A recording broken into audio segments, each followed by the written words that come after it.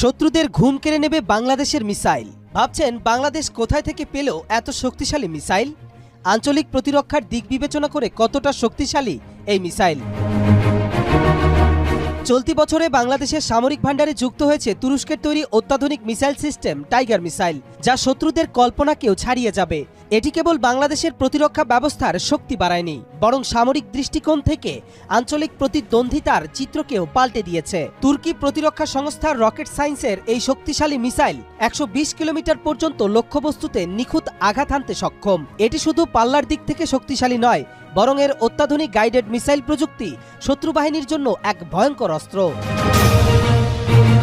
Tiger মিসাইলের অসাধারণ বৈশিষ্ট্য হলো এর পাল্লা। ১২০ কিলোমিটার পর্যন্ত পৌঁছানো এই মিসাইল বাংলাদেশকে দেবে কৌশলগত সুবিধা। এটি বাংলাদেশের প্রতিরক্ষা সক্ষমতা বাড়ানোর পাশাপাশি শত্রুদের আতঙ্কের কারণও বটে। তুরস্কের তৈরি টাইগার মিসাইল সিস্টেম